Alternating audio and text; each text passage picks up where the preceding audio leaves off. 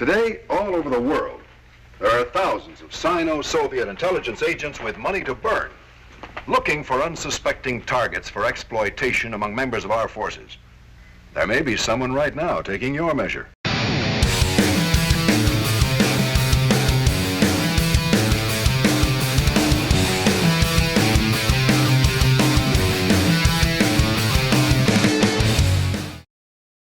This man's name is Nick Macrados. Destination, Munich. Occupation, freelance journalist, door-to-door salesman, jack of all trades, with no particular skill in any. But in Vienna, his last stop in a search of fortune, Macrados made a contact that promises to open for him a whole new career.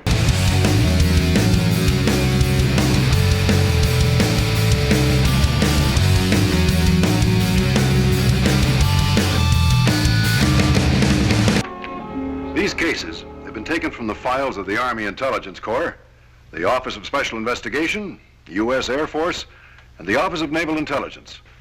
As these cases unfold, you'll recognize the way a Sino or Soviet agent operates.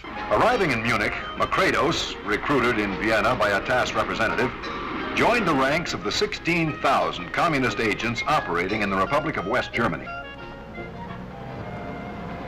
Weekends, American servicemen from Augsburg, where a contingent of the 7th Army was stationed, crowded the Schwabing district of Munich, looking for a good time.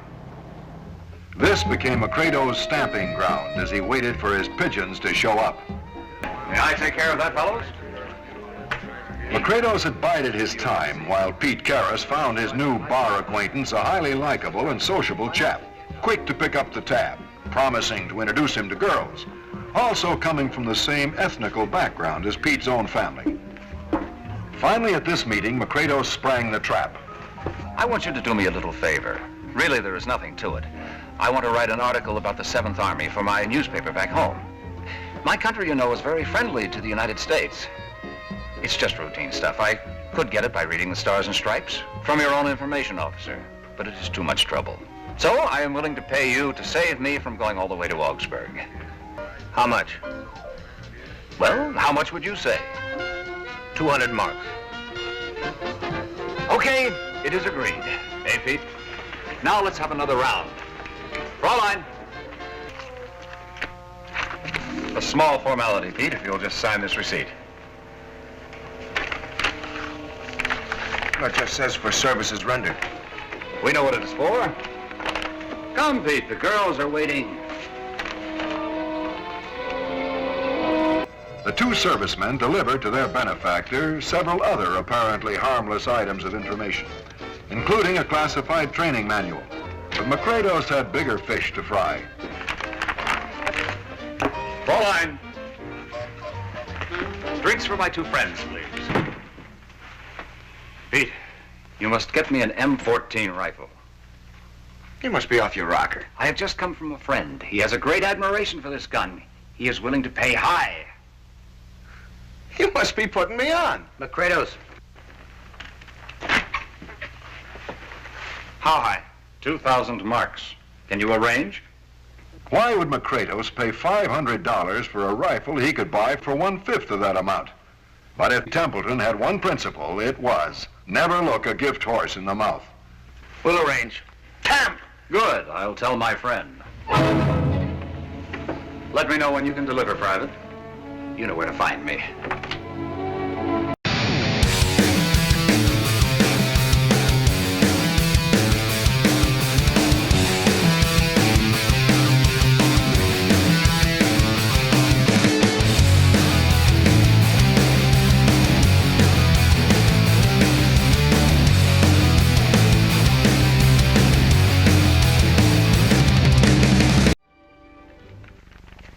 Holy mackerel.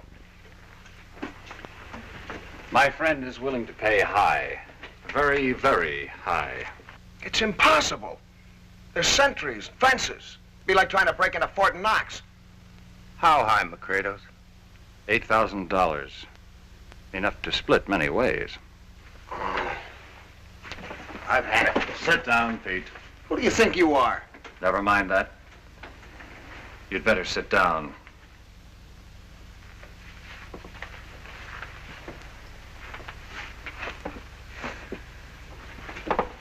Pete? What would you say if your commanding officer were to receive a certain piece of paper with your signature? Pete, what he's saying is, we're hooked. And how? Give us time. It's a big job. Certainly. In the next week, PFC Templeton cased the area where the special atomic weapon was stored. He also managed to strike up a friendship with one of the sentries. Meanwhile, Pete Karras was having some second thoughts. If he wasn't yet aware of his betrayal of his buddies, his family, and his country, he at least knew he'd got his neck in a noose that was drawing ever more tight. You're not cutting out, Karras. You're in this all the way. You try any monkey shine, Sonny, and I swear 'em.